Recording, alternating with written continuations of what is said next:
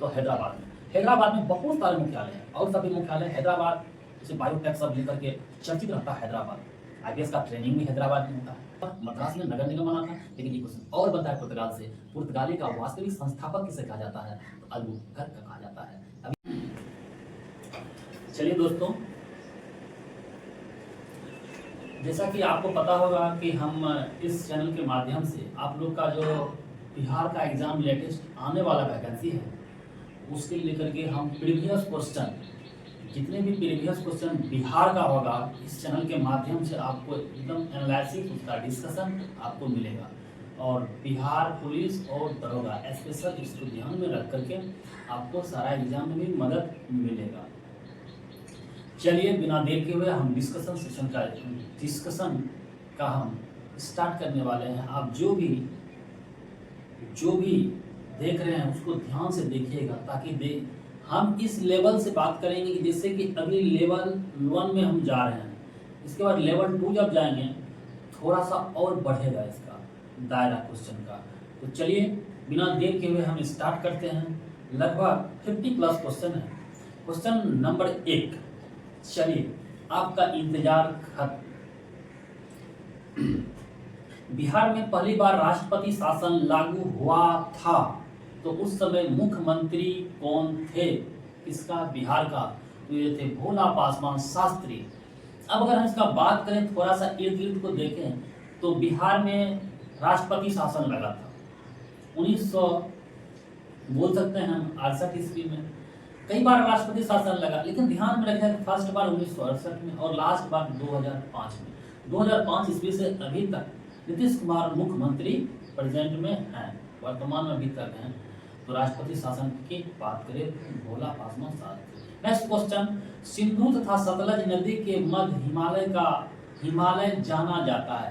हिमालय का कई नाम है, आपको बता दें ये पार्ट है हिमालय का, ऊपर में जो है तो कई नाम है।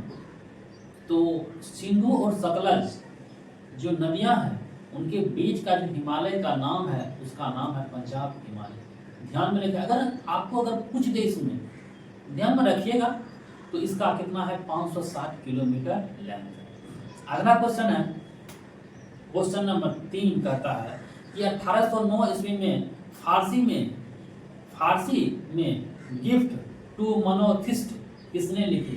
फारसी भाषा में गिफ्ट टू मोनोथिस्ट ये लिखे थे राजा राम मोहन राय। आपको बता दें राजा राम मोहन राय कई भाषा वो जानते थे और कई भाषा के वो बहुत बड़े विद्वान थे।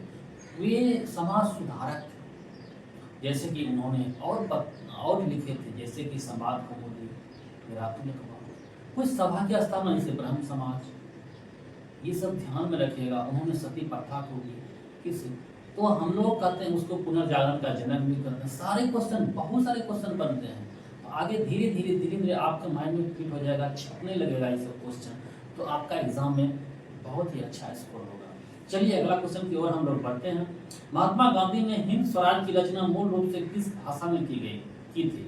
तो मूल हिंद स्वराज, तो ये गुजराती, ध्यान में रखिएगा, वो गुजरात के ही थे महात्मा गांधी। उन्होंने भी बहुत पत्रिका लिखी है, भारत से लेकर के दक्षिण अफ्रीका तक उन्होंने कई पत्रिका चलाए, वो लिखा। और हम लोग विस्तृत जानकारी इस पे, हर बार क्वेश्चन रिपीट होगा। कुछ क्वेश्चन आपको लगेगा कि बार बार सेट में रिपीट हो रहा है, बार बार पूछा जा रहा है, इस पर ध्यान देना कि सीखने का प्रयास हम लोग क्वेश्चन कैसे हमको डील करना है। ये आपका हो गया एक पत्रिका। अगला क्वेश्चन है, महात्मा गांधी का हम एकदम डिटेल से एक वीडियो बनाएंगे। आप लोग पत्रिका से लेकर के उनकी जो जन्म से लेकर के 1948 तक की कहानी, आज़ादी तक, महात्मा गांधी के तरीका से भी एक आज़ाद का वीडियो बनाएंगे। आप इस चैनल पे एजुकेशन विद अजीत पे आप चले जाइएगा और आपको इस पर वीडियो मिलने वाला है और बहुत ही जल्द आ जाएगा, तो आपका सारा कॉन्सेप्ट क्लियर हो जाएगा। अगला क्वेश्चन कि दुग्धधारा एवं कपिल धारा दो जलप्रपात है। दुग्धधारा और कपिल धारा क्या है? दो जलप्रपात है। और जल जिसे गिरता है, जलप्रपात है। तो ये नर्मदा नदी, जो कि नर्मदा नदी दक्षिण भारत के ये पश्चिम में ही बहती है। ये नदियां नर्मदा और ताप्ती का लेकिन आपको ये क्वेश्चन पूछ देगा, सबसे ऊंचाई पर स्थित जलप्रपात वो केरो नदी पर वेनेजुला में है। वेनेजुला कहाँ पड़ता है? केरो नदी वेनेजुला में, दक्षिण अमेरिका महादेश का एक देश है वेनेजुला। केरो नदी पे एंजिल नामक जलप्रपात, दुर्धरा और ये आपको रिलेट कर दी। आपका सिर्फ जोड़ने का काम कीजिए। हिस्ट्री क्वेश्चन, ज्योग्राफी, पॉलिटिकल, ये सब जिस दिन जोड़ने लगेगा तो आपको आसान लगने लगेगा। अगला क्वेश्चन है कि आंख में प्रवेश करने वाले प्रकाश की मात्रा को कौन नियंत्रित करता है? ये आइरिस करता है। कितना हमें आंख में लाइट की आवश्यकता है। कभी कभी देखते हैं, हमें रोड पे चलते हैं, क्या होता है कि आंख बंद हो जाता है ज़्यादा लाइट, क्योंकि वो कैपेसिटी जितना उसको चाहिए उतना ही रहेगा, नहीं तो बंद हो जाएगा। ये बड़ी खासियत सेलेक्ट करता है। ये सेलेक्ट करने का काम जो आइरिस करता है, ये आपका। तो अगला क्वेश्चन है कि किस अनुच्छेद के तहत राष्ट्रपति प्रधानमंत्री को सलाह से लोकसभा भंग कर सकता है? तो अनुच्छेद 85 मतलब 85 के तहत राष्ट्रपति क्या कर सकता है? प्रधानमंत्री के सलाह पर लोकसभा को भंग कर सकता है। ये पॉलिटिकल साइंस का क्वेश्चन है, ये बार बार इस टाइप के क्वेश्चन पूछता है। आप बने रहिएगा और सुनिएगा, ध्यान से आपका क्लियर हो जाएगा। कहीं भी मोबाइल रख लीजिए, आप चला दीजिए, हर चीज़ देखते हैं तो इस तरह से आप वीडियो देखते चले जाइएगा, सिर्फ सुनते जाइएगा, सुनते सुनते भी बहुत सारा याद हो जाएगा। चलिए आगे हम क्वेश्चन में फिर बात करते हैं कि इसरो का गठन कब हुआ था?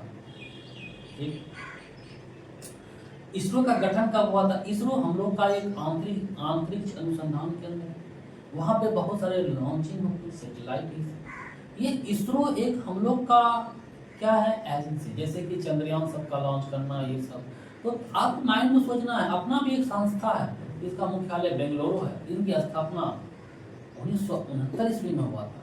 नाम सुने होंगे, कलाम जी का मिसाइल मैन बोलते हैं, नाम सुने होंगे, हवा। तो आप एकदम ध्यान से रखें, जैसे कि परीक्षण भी किए थे सारे, हम लोग आगे बात करेंगे, धीरे धीरे माइंड में फिट करेंगे। अकबकाने की कोई जरूरत नहीं, ध्यान से सुनना है, ध्यान से पढ़ना है, क्वेश्चन आपका सारा क्लियर होते चला जाएगा। क्वेश्चन ये पूछा है कि विश्व शिक्षक दिवस कब मनाया जाता है? शिक्षक दिवस 5 सितंबर को मनाया जाता है, लेकिन विश्व शिक्षक दिवस कब मनाया जाता है? तो 5 अक्टूबर को, ध्यान में रखिएगा। अगला क्वेश्चन है कि क्वेश्चन में हम बात करेंगे कि केंद्रीय मगरमच्छ प्रजनन एवं प्रबंधन शिक्षण संस्थान कहाँ स्थित है? केंद्रीय मगरमच्छ प्रजनन कहाँ पे है? तो हैदराबाद में। हैदराबाद में बहुत सारे मुख्यालय हैं, और सभी मुख्यालय हैदराबाद, जैसे बायोटेक सब लेकर के चर्चित रहता है हैदराबाद। IPS का ट्रेनिंग भी हैदराबाद में होता है। ये सब जो है ना, हैदराबाद बहुत बड़ा जगह है। हम लोग बात करेंगे चार मीनार, मतलब चर्चित स्थान हैदराबाद, वहाँ मगरमच्छ का ये होगा। अगला क्वेश्चन है कि भारत के पूर्वोत्तर के अंतर्गत, अच्छा क्वेश्चन आता है, क्वेश्चन देख से ही पता है कि भारत के पूर्वोत्तर में कितने राज्य हैं? सिक्किम को लगा करके पूर्वोत्तर में आपका 8 राज्य, लेकिन हम लोग सिक्किम को छोड़ करके अगर बात करें उनको बोलते हैं 7 सिस्टर्स। ठीक है, मैप का नाम सुनेंगे, भारत है मेरा, भारत के इस साइड में वो देख रहे हैं, उस साइड में जो है ये भारत का 7 राज्य है, तो ध्यान में रखिएगा। अगला क्वेश्चन है कि स्विट्जरलैंड की मुद्रा क्या है? फ्रैंक है। कई देशों की मुद्रा कभी कभी पूछ देता है, जैसे कि कहाँ का डॉलर है, कहाँ का पाउंड है, जैसे भारत का रुपया है, श्रीलंका का रुपया है, मालदीव का माले है, जापान का। तो कई क्वेश्चन पूछता है, तो जैसे मुद्रा के बारे में जानना तो हम सीखेंगे, अपना हो गया, पड़ोसी देश का सीखेंगे, धीरे धीरे क्लियर हो जाएगा। खंभात की खाड़ी इन दो स्थानों के बीच स्थित है, तो दमन एवं दीव। खंभात की खाड़ी कहाँ है? दमन एवं दीव स्थित है, तो दमन खंभात की खाड़ी, इस को कहते हैं खंभात की खाड़ी, दमन एवं दीव, ध्यान में रखिएगा, ये क्वेश्चन पूछा जाता है। भारत के 3 राज्यों की समुद्री तटरेखा सबसे लंबी है, तो सबसे ज़्यादा समुद्र से लगा हुआ भारत का राज्य ये है गुजरात लगा हुआ। अगला क्वेश्चन हम लोग बात करें कि भारतीय मानव समय कितने राज्य से होकर गुजरती है? भारत के मानव समय 5 राज्य से होकर के गुजरती है। मानव समय और 82.5 डिग्री पूर्वी देशांतर है, लेकिन क्वेश्चन ये पूछता है भारत के जो मानक समय और कर्क रेखा दोनों कहाँ पे मिलती है, क्वेश्चन यहाँ बनता है। थोड़ा सा और डीपली अगर पूछेगा तो ये आपका छत्तीसगढ़ बघेल खंड पड़ता है। भारत का औसतन समुद्र तल का कहाँ से मापा जाता है? समुद्र तल की गहराई किस एरिया से लिया जाता है? तमिलनाडु का चेन्नई है, यहाँ से समुद्र की गहराई लिया जाता है। 6 डिग्री चैनल किसके बीच स्थित है? ग्रेट निकोबार और सुमात्रा द्वीप है, और ये ध्यान में रखिए। संपूर्ण पृथ्वी पर कितने अक्षांश रेखाएं हैं बता गया है। अक्षांश रेखा की बात करें तो अब देखिएगा कि जैसे कि पैरेलल में हो गया अक्षांश से, ये हो गया दशांश। और कितने, कभी इसका ले लेगा आपका 80 ले लेता है, क्या ले लेता है 80 और 79, 180 और 79 दोनों रखिएगा ध्यान में। अगला क्वेश्चन है कि भारतीय उपमहाद्वीप में कितने देश हैं? उपमहाद्वीप में भारतीय उपमहाद्वीप में कितने देश हैं? तो 5 देश हैं। ध्यान में रखिएगा उपमहाद्वीप में कितने देश हैं। पहले इतना तो सीखिए, धीरे धीरे हम लोग बढ़ते चलेंगे। कितने देश हैं, देश का बात करेंगे। भारत के कितने ऐसे राज्य हैं जिनकी सीमा अंतर्राष्ट्रीय सीमा को स्पर्श नहीं करती है? ऐसा कितना राज्य है जो अंतर्राष्ट्रीय सीमा से सब राज्य है? तो ऐसे 12, लेकिन स्पर्श सीमा करते हैं कितना? 16 करते हैं। तो ये ध्यान में रखना है। अगला क्वेश्चन है कि तमिलनाडु के कन्याकुमारी से कृष्णा नदी डेल्टा तक के तट को क्या कहते हैं? तमिलनाडु की कन्याकुमारी से इस एरिया से कृष्णा नदी डेल्टा तक कोरोमंडल तट करते हैं। इसे क्या करते हैं? कोरोमंडल तट करते हैं। ये ध्यान में रखना, क्वेश्चन यहाँ से पूछा है। अगर हम बात करें इस एरिया के तट को मलाबार तट करते हैं, इस एरिया के तट को मलाबार तट करते हैं, यहाँ से लेकर के कोंकण तक बोलते हैं। ध्यान में रखिए। अगला क्वेश्चन है केंद्रीय महिला एवं बाल विकास मंत्री श्रीमती अन्नपूर्णा देवी ने बाल विवाह मुक्त भारत राष्ट्रीय अभियान का शुभारंभ कहाँ से किया गया था? 25 नवंबर 2024 को नई दिल्ली से किया है। बाल लेकर क्वेश्चन एक आया है कि सहकारिता क्षेत्र के विकास के लिए किस वर्ष सहकारिता मंत्रालय की स्थापना किया गया? तो ये 2021 ईस्वी में किया गया था। और सहकारिता मंत्रालय इसका गृह मंत्री जो अमित शाह ने किया है। अगला क्वेश्चन है कि अंतर्राष्ट्रीय महिला विरोधी हिंसा उन्मूलन दिवस कब मनाया जाता है? ये 25 नवंबर। अंतर्राष्ट्रीय महिला विरोधी हिंसा, महिलाओं के प्रति जो हिंसा हो रहा है, महिलाओं के प्रति ये दिवस मनाया जाता है 25 नवंबर। प्रधानमंत्री जनधन योजना की शुभारंभ कब हुए थे? 28 अगस्त 2014 को हुआ था। कुछ ऐसे जैसे कि नए नए प्रधानमंत्री जब बने थे 2014 में, तो कई योजनाओं को शुभारंभ किया गया था। कई, जैसे कि जनधन योजना हो गया आपका, इसके बाद हो गया आपका स्किल, ये तरह तरह की योजना है। तो कुछ योजना का 10 वर्ष पूरा हो गया 24 में। और आपका जनधन से भी पता चलता है धन की बात हुई है। वित्तीय समावेश को लेकर के हर गरीब को जीरो बैलेंस से भी खाता खोलने के लिए प्रेरित किया, और अच्छा खासा इसमें खोला भी, और सरकार को भी मुनाफा मिला। और इससे क्या हुआ फायदा, गरीब को डायरेक्ट खाता में पैसा भी जाना लगा। इसके लिए थोड़ा सा हम कह सकते हैं कि जैसे कि कुछ कहते थे कि राजीव गांधी जब भी हम यहाँ 1 रुपया अगर हम भेजते हैं तो वहाँ पैसा में तब्दील होकर के जनता तक पहुँचता है, तो डायरेक्ट आपका पैसा पहुँच जाता है। ध्यान में रखिएगा। ये केंद्रीय स्वास्थ्य एवं परिवार कल्याण मंत्रालय की ओर से जारी राष्ट्रीय परिवार और स्वास्थ्य सर्वेक्षण आंकड़े के अनुसार किस राज्य में बाल विवाह सबसे अधिक प्रचलित रहा? चलिए बाल विवाह पे चर्चा कर लें कि आपका बाल विवाह से रिलेटेड आ गया है कि वेस्ट बंगाल बाल विवाह में सबसे नंबर 1 पे रहा था, 41.6%। अगर हम बात करें फिर कि दूसरा बिहार रहा था, अपना बिहार के बारे में जानना चाहिए, तो 40.1% बाल विवाह। लेकिन अगर देश की बात करें तो बांग्लादेश को ध्यान में रखिएगा, बाल विवाह से रिलेटेड हुई बात है, सारे एक दूसरे से जुड़ा हुआ है। ध्यान में रखिएगा कि देश में जन्म एवं मृत्यु रजिस्ट्रीकरण अधिनियम कब पारित किया गया था? तो 1969 ईस्वी में। जन्म और मृत्यु का जो रजिस्टर होना 1969 ईस्वी में। ध्यान रखिएगा। देखिए कितना सुंदर क्वेश्चन बनता है और कहाँ से बनता है, अकबका जाते हैं, क्वेश्चन गलती हो जाता है। गलती नहीं करना है, ध्यान से पढ़ना है, सोचना है थोड़ा सा। ग्लोबल गर्ल्सहुड रिपोर्ट जारी करता है save the girls child, save the child children, ठीक, मतलब ये जारी करता है। कभी देखते हैं कि सेव द चिल्ड्रेन, बच्चे को बचाना, जैसे एक टैगलाइन है save the girls child, Beti Bachao Beti Padhao, ये सब भी योजनाएं चलती है। तो ये आपका हो गया सेव द, एक संस्था है, रिपोर्ट जारी करता है गर्ल्सहुड रिपोर्ट। अगला क्वेश्चन हम बात करें कि भारत स्वतंत्र भारत की पहली जनगणना कब हुई थी? स्वतंत्र जब हमारा देश आजाद हुआ था उस समय जनगणना कब हुआ था?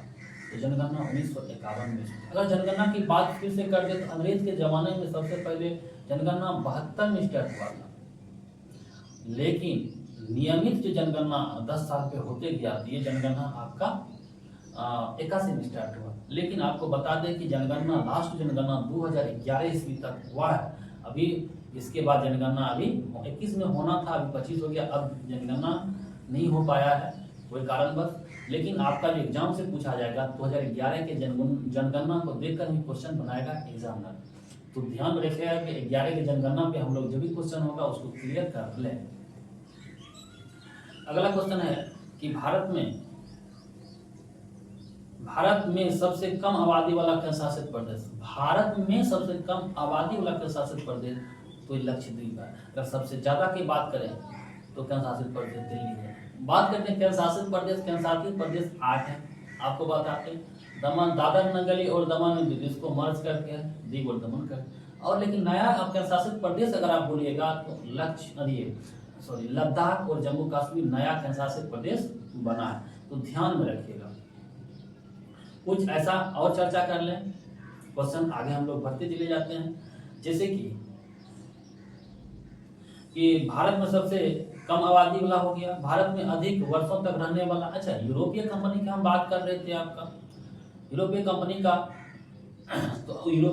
का बात कर रहे थे, तो ये सबसे ज्यादा दिन तक जो रहा था, ये सबसे पहले आया पुर्तगाली, लेकिन बाद में भी गया पुर्तगाली। क्वेश्चन ऐसे पूछता, ऐसे कौन से यूरोपीय कंपनी था जो कि सबसे ज्यादा दिन तक था, तो वो रहा था पुर्तगाली।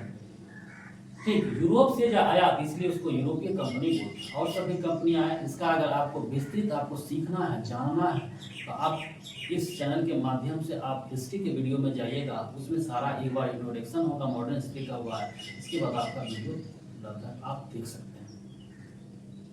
अगला क्वेश्चन है, ईस्ट इंडिया कंपनी किस अंग्रेज गवर्नर को औरंगजेब द्वारा भारत से निष्कासित कर दिया? ऐसा ईस्ट इंडिया कंपनी था, उसका जो गवर्नर था अंग्रेज ने उसको भगा दिया था। उसका नाम था आपका, क्या नाम था? John Charles. क्या नाम था? John Charles. ध्यान में रखिएगा। फिर एक क्वेश्चन और बता दें आपको कि किस स्थान पर भारत में प्रथम नगर निगम स्थापित हुआ था? ये मद्रास में हुआ था। कहाँ हुआ था? मद्रास में नगर निगम बना था। लेकिन ये क्वेश्चन और बनता है पुर्तगाल से, पुर्तगाली का वास्तविक संस्थापक किसे कहा जाता है? तो अल्बुकर्क का कहा जाता है।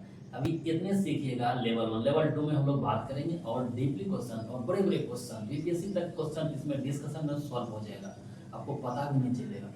तो हम बात कर लें कि अल्बुकर्क वास्तविक संस्थापक इसलिए कहते हैं कि अल्बुकर्क ने ही पुर्तगाल को एकदम विस्तृत रूप से फैलाया। इसके बाद उसको फैलाया, उसको बढ़ाया, अच्छे अच्छे कार्य किए, उन्होंने अपना धर्म का प्रचार किया, ये तरह तरह के अपने सैन्य शक्ति प्रबल किया, अपना विस्तार ये अपना जो बढ़ाया, इसलिए वास्तविक संस्थापक और पुर्तगाल को जो फैलाया तो वो अल्बुकर्क था। ये ध्यान में रखना। अगला क्वेश्चन है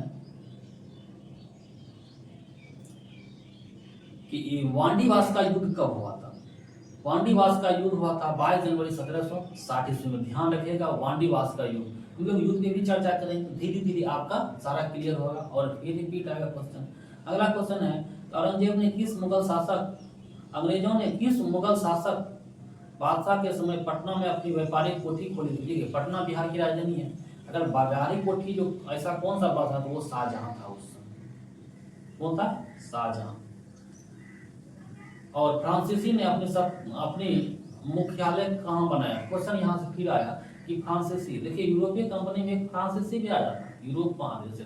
उन्होंने जो अपना खोला था पांडिचेरी, जिसको अभी पुडुचेरी बोलते हैं, इस एरिया में ज्यादा उसका प्रभावशाली रहा। हम लोग बात करेंगे, जैसे इसका ड्यूप्लेसर हो गया, ये हम लोग बात करेंगे।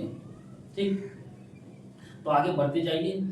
अगला है कि राजा राम मोहन राय का पूर्वगामी किसे कहा जाता है? देखिए, जैसे राजा राम मोहन राय पूर्वगामी मतलब इससे पहले जो था, जैसे राजा राम मोहन राय आपका हो गया कि 1800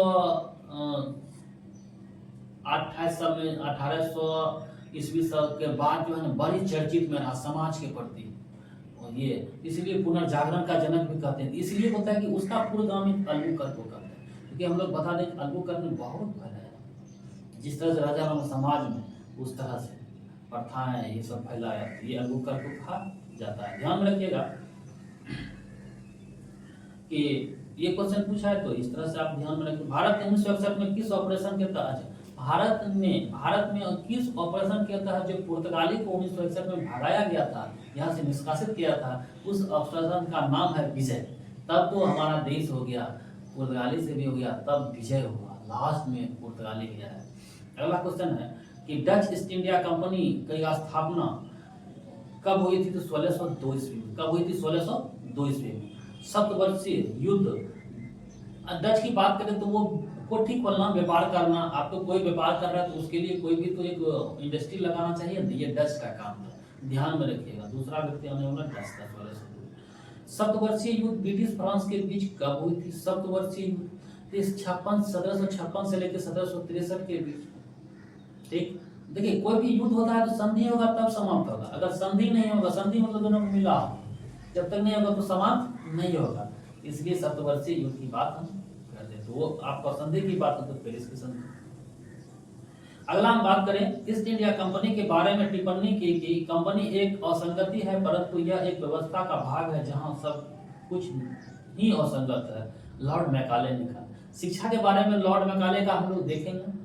लॉर्ड मैकाले ने बोला, क्या बोला कि ईस्ट इंडिया कंपनी के बारे में टिप्पणी है कि कंपनी एक असंगति है, परंतु यह कथन व्यवस्था का भाग है, यह जहां सब कुछ ही असंगत है। ये चर्चा किया था मैकाले ने, ध्यान में रखिए। औरंगजेब द्वारा प्रथम मान्यता प्राप्त फैक्ट्री कहाँ खोली गई थी? सॉरी, अंग्रेजों के द्वारा, मिस्टेक हो गया। तो अंग्रेजों के द्वारा प्रथम मान्यता प्राप्त, जिसे मान्यता मिला, अब फैक्ट्री आप खोल सकते हैं, तो ऐसे फैक्ट्री जो खोला था मुसलिमपट्टनम में 1611 ईस्वी में, ध्यान में रखिए। अगला क्वेश्चन की ओर बढ़ते हैं। किस अधिनियम द्वारा बंगाल के गवर्नर को बंगाल का गवर्नर जनरल कहा जाने लगा? ये क्वेश्चन एकदम समझ गए। तो हम बात करें 1773 का रेगुलेटिंग एक्ट के तहत गवर्नर जनरल कहे जाने लगा। लोग बात करेंगे ईस्ट इंडिया कंपनी का भी अधिनियम का चर्चा होगा, और जब क्राउन के हाथ में 1857 का शासन जाएगा उसका भी चर्चा होगा। तो ध्यान में हम लोग आगे हम बात करेंगे लेवल 2 में। अगला क्वेश्चन है, कंपनी कर्मचारी के बिना लाइसेंस प्राप्त किए निजी व्यापार करने और भारतीय लोगों से उपहार लेना प्रतिबंध कर दिया था। कब? ये आपका 1773 में। रेलवे 1773 में कर्मचारियों दूर करने के लिए ब्रिटिश शासन कौन सा एक्ट पारित किया था? तो मतलब नहीं होता है कि कमी को जो दूर करना है, कमियों को दूर करने के लिए एक्ट लाया, इसमें कुछ कमी है, एक्ट ऑफ सेटलमेंट, उसको सेटलमेंट कर दो। तो ये आपका आया था 1781 ईस्वी में। किस एक्ट के तहत गवर्नर जनरल परिषद की संख्या 4 से घटकर 3 हो गया? तो किस एक्ट के तहत चला गया? गवर्नर 4 से 3 हो गया। तो ये आपका 1784 में कौन सा एक्ट आया था? ईस्ट इंडिया एक्ट, ध्यान रखिएगा। गवर्नर जनरल को वीटो की शक्ति का अधिकार किस एक्ट के तहत दिया जाता है? 1786 का अमेंडमेंट एक्ट हो गया आपका, वीटो देने का एक पावर होता है, जिसे कभी नहीं कहते हैं कि वीटो पावर 5 देशों के पास है, कि वीटो अस्थायी सदस्य, ये आपको ध्यान में रखना पड़ेगा। देखिए जीके जीएस हम लोग जब पढ़ते हैं, जनरल स्टडी आपका हर सब्जेक्ट एक दूसरे से रिलेट कर रहा है, और ये रिलेट करने के लिए हम लोग को आना चाहिए, ताकि रिलेट जिस दिन आ जाएगा तो क्वेश्चन अच्छा क्वेश्चन आसानी से बना लीजिएगा। ये है इसका खासियत। अगला क्वेश्चन है, किस अधिनियम के तहत कंपनी को भारत में व्यापार के एकाधिकार को अगले 20 वर्षों की अवधि के लिए बढ़ा दिया गया? 1793 का जब चार्टर एक्ट आया था तो 20 वर्षों के लिए एकाधिकार को बढ़ा दिया गया। तो एक्ट आया था, एक्ट में बात करेंगे, एक्ट को एक वीडियो आपको एक्ट वाला ही मिलेगा इसमें, और सारा एक्ट आपके माइंड में छप जाएगा, कभी याद करने की जरूरत नहीं रहेगी। ठीक, तो हम आगे, तो एक्ट आप सिर्फ ध्यान में रखिएगा कि ये आपका हो गया 1793 का चार्टर। अगला क्वेश्चन है कि प्रथम विधि आयोग का गठन कब हुआ था? विधि आयोग, विधि मतलब कानून, नियम कानून, ये 1834 ईस्वी में लॉर्ड मैकाले ने क्या किया था? Lord Macaulay. ब्रिटिश सरकार के किस अधिनियम ने सबसे पहली बार भारत में शिक्षा के लिए 1 लाख रुपए खर्च? देखिए चार्टर एक्ट जो आया था 1793 के बाद, चार्टर एक्ट दूसरा जब आया था, तो शिक्षा में भारत में खर्च किया था कौन? 1 लाख रुपया करने का प्रावधान किया था। भारत में शिक्षित करेंगे, क्यों करेगा? कि भारत की भाषा दूसरा है, वो अंग्रेजी, उसको समझेंगे अगर शासन प्रशासन व्यवस्था कैसे चलेंगे, शिक्षा पे कर यहाँ तो अपना फायदा करता था, लेकिन लोग समझ रहे नहीं अब शिक्षा हम लोग को पढ़ाने के लिए कर रहा था, तो उसको जब होने लगा नहीं शिक्षा में अपना धर्म का भी प्रचार, ये तरह तरह का चीज। अपने बिजनेसमैन कभी धोखा नहीं खाता है, जहाँ भी चाहेगा अगर खर्च करेंगे तो उससे हम फायदा क्या लेंगे ये सोचता है। रिलेट करके तो देखिए आपको आसान लगने लगेगा। अगला क्वेश्चन है कि 1773 के अधिनियम के द्वारा कलकत्ता में सर्वोच्च न्यायालय खोला गया था। इसकी कितना सुंदर बात, 73 में जब एक्ट लाया तो तुरंत एक बोला कि नहीं एक कानून व्यवस्था वाला होना चाहिए, अगर कोई लड़ा कर ले कोई कम देगा किसी से तो एक एक्ट लगा, सर्वोच्च न्यायालय कलकत्ता में खोल दिया उन्होंने। और वहाँ पे क्या क्या वहाँ से कानून व्यवस्था उसका, जैसे कि वहाँ का सर एलिजा इनपे था, वो न्यायाधीश बना दिया, सब अंग्रेजी कोई भारतीय नहीं, ताकि मनमानी शासन चलेगा, हम असूलेंगे तो हाँ मेरा मन है, तो आपको कानूनी व्यवस्था का वहाँ से जो हुआ इसका ये माइंड में रिलेट करना है कि अब उसको जरूरत पड़ेगा ही, वो खोला। इसके बाद मुख्य न्यायाधीश सर एलिजा इनपे था, 1774 में खोला था। क्वेश्चन यहाँ से बनता है, क्वेश्चन ऐसे भी बनेगा 1773-74 की विशेषता, एक्ट का विशेषता क्या था, तो ये सब चीज भी पूछेगा। अगला क्वेश्चन है किस अधिनियम के द्वारा मद्रास और मुंबई के गवर्नर जनरल को भारत बंगाल के गवर्नर जनरल इसी एक्ट, मद्रास मुंबई और कलकत्ता तीनों, कलकत्ता मुख्य स्थान था, सब का भारत का गवर्नर जनरल बना के इसी एक्ट में 1773 का रेगुलेटिंग एक्ट। तो 1784 के अधिनियम पारित होने के समय ब्रिटेन के प्रधानमंत्री कौन थे, विलियम पिट्स था, इसलिए पिट्स उन्होंने भी एक कराया था, पिट्स इंडिया एक्ट 1784। अगला है कि किस अधिनियम के द्वारा ब्रिटिश संसद ने चाय और चीन के साथ व्यापार को छोड़ करके ईस्ट इंडिया कंपनी के भारत के साथ व्यापार एकाधिकार को समाप्त कर दिया 1823 में, ईस्ट इंडिया एकाधिकार को समाप्त, लेकिन चाय चीन को छोड़। चलिए आगे क्वेश्चन हम बात करें कि किस एक्ट के तहत बंगाल के गवर्नर जनरल को संपूर्ण भारत का गवर्नर जनरल बना दिया गया था, 1833 का एक्ट, 1833 का संपूर्ण भारत का गवर्नर जनरल। आपका मात्र ये 2-3 क्वेश्चन और बचा है, बने रहिएगा इस पे। जैसे कि भारत का प्रथम गवर्नर जनरल था विलियम बेंटिंग, क्वेश्चन एक और पूछ दिया कि भारत का प्रथम गवर्नर लॉर्ड विलियम बेंटिंग, ध्यान में रखिएगा। और इसी में हम लोग चर्चा करेंगे कि सती प्रथा का राजा राम मोहन राय दोनों मिलकर के इसको खत्म करने का, ये सब ठगी प्रथा, हिस्ट्री का पार्ट सब एकदम पूरे एक दूसरे से रिलेशन है, रिलेट करना है। और आपको बता दें कुछ और क्वेश्चन है, जैसे किस गवर्नर जनरल की परिषद में एक कानूनी सदस्य को शामिल किया गया था, सर्वप्रथम कानूनी सदस्य के रूप में किसे नामित किया गया था, कानून व्यवस्था सदस्य के रूप में, तो लॉर्ड मैकाले, ध्यान में रखिएगा 1833 का बात है, 1834 में ये शामिल हुआ था।